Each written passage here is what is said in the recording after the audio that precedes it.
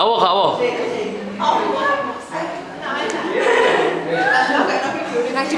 Sik, ngenteni arep mlebu ae.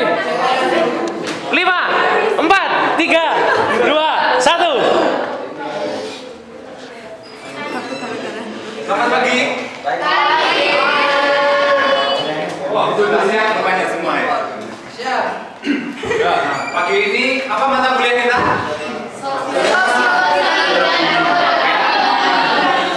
Sosiologi dan psikologi pendidikan.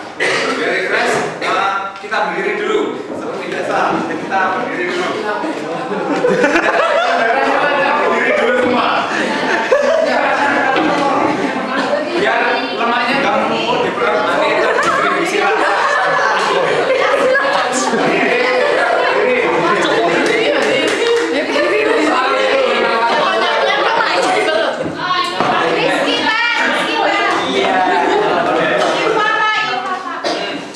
Kita akan memulai perkuliahan kita dengan tepuk semangat.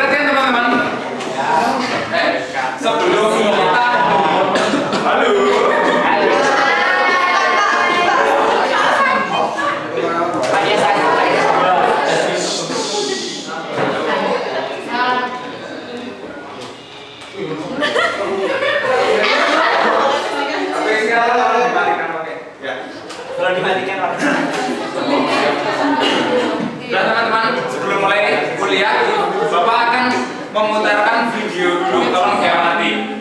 Ya, ada beberapa video yang akan Bapak putarkan, tolong diamati ya.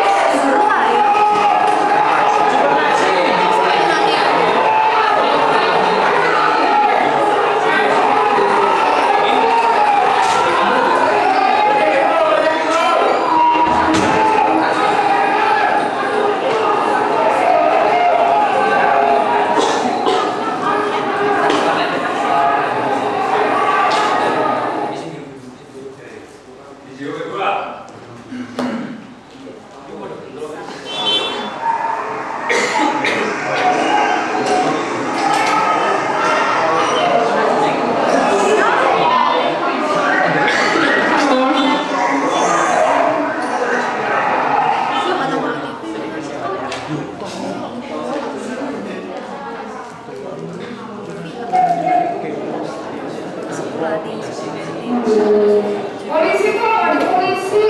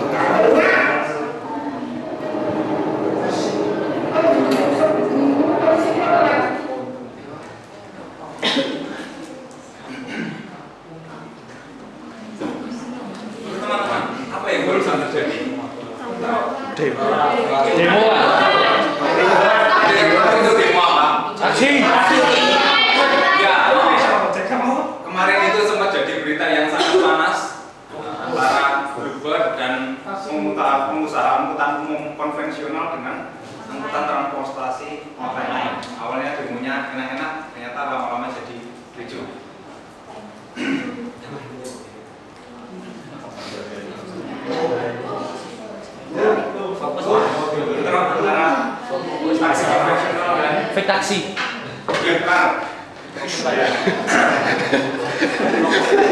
akan menganalisis fenomena ini dengan materi yang akan kita pelajari hari ini. Hari ini kita akan membahas tentang paradigma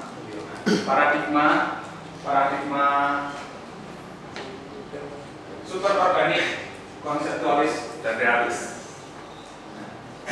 Setelah pembelajaran kali ini, nanti teman-teman diharapkan bisa menjelaskan dengan bahasa sendiri pengertian paradigma superorganik, paradigma konseptualis, dan paradigma realis.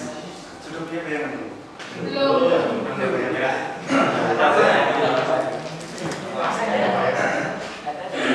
Paradigma superorganik, dalam antropologi paradigma superorganik itu adalah pandangan yang menyatakan kalau kebudayaan itu berada di luar manusia. Kebudayaan nggak diciptakan manusia, tapi manusia yang jadi bagian dari kebudayaan. Kebudayaan lebih besar daripada manusia. Sederhananya ya, manusia bagian dari kebudayaan. Nggak ada yang bisa dilakukan manusia selain ya menjalankan sistem yang ada dalam kebudayaan itu. Manusia, individu adalah alat dari kebudayaan untuk mencapai tujuan. Selaras dengan topik bahasan kita kemarin, masalah sosial. Lalu yang berikutnya adalah paradigma konseptualis. Ini kebalikan dari superorganik. Kalau superorganik itu manusia bagian dari budaya, kalau konseptualis budaya itu adalah produknya manusia. Tuh. Budaya produknya manusia itu paradigma konseptualis. Jadi kebudayaan jadi alatnya manusia untuk mencapai tujuan, selaras dengan paradigma definisi superorganik. Selanjutnya realis. Ada ekstrim kiri, ada ekstrim kanan, ada tengah-tengahnya. Nah, ini paradigma realis. Ini perpaduan antara superorganik dan konseptualis. Jadi memang ada sisi kebudayaan yang tidak bisa dikontrol manusia, tapi ada juga aspek dari kebudayaan yang bisa ditata oleh manusia. Jadi dia menganggap kebudayaan itu adalah bingkai dan isi bingkai ini bebas dari diisi manusia. Itu jenak singkat dari superorganik, konseptualis, dan realis. Oke, sekarang kita akan bentuk kelompok, 3 kelompok. Bapak mau membentuk 3 kelompok untuk menganalisis permasalahan pertama kita tadi, konflik antara angkutan umum konvensional dan angkutan umum online. Kita akan menganalisis berdasarkan 3 paradigma.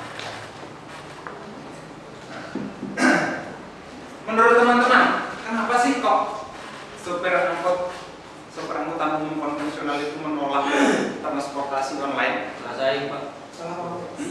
Kalah saing, kalah pamor, ada lagi yang lain? Karena transportasi online lebih murah dari transportasi umum. Jadi masa bersaing dan Iya bener teman. Di Jakarta Gojek itu flat 10.000 semua tujuan. Kan kalau di ojek pangkalan ya tergantung apa ojeknya. Gitu. Lalu apakah transportasi online itu buruk? Banyak yang menolak, yang buruk nggak? Ya. Menurut saya sih enggak. Kalau buktinya dengan online memudahkan pelayanan, terus kemudian dengan online kendaraan udah bisa. Dari sisi pengemudi transportasi konvensional itu jadi masalah, tapi dari sisi konsumen user, oke, itu malah memudahkan kita. Yang ini ada masalah, ada fenomena seperti ini. Nah, sekarang tugas kita adalah menganalisis. Pertanyaan ketiga, seandainya Anda adalah pejabat Kementerian Perhubungan, atau Menteri Perhubungannya juga nggak apa-apa. Buatlah gambaran rencana penyelesaian konflik antara transportasi konvensional dan online berdasarkan masing-masing paradigma yang sudah dijelaskan tadi. Jadi nanti Bapak bagi jadi paradigma superorganik ya, superorganik, terus konseptualis wes. Sini dan sini konseptualis, terus ini realis. Meja sini jadi membahas kalau seandainya kalian pejabat Kementerian Perhubungan, solusi apa yang kalian buat untuk menyelesaikan masalah ini. berdasarkan paradigma yang teman-teman bawa. Kalau realis berarti solusinya ya harus sesuai dengan pandangan paradigma realis. Kalau superorganik berarti harus sesuai dengan paradigma superorganik. Oke, jelas teman-teman? Ada yang kurang?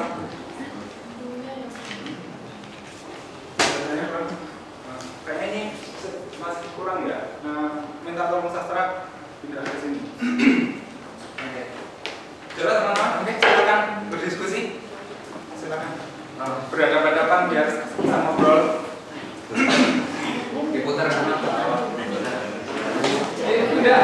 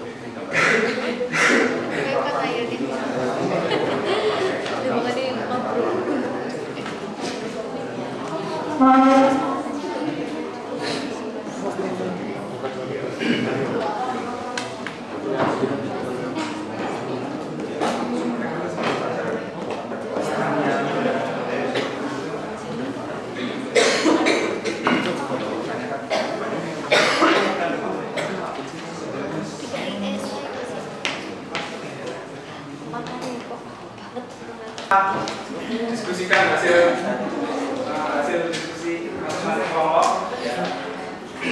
Oke.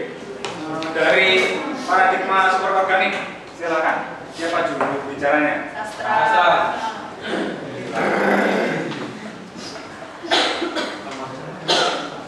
Berdiri dari tempat. Dari nomor superorganik, kami akan melarang transportasi.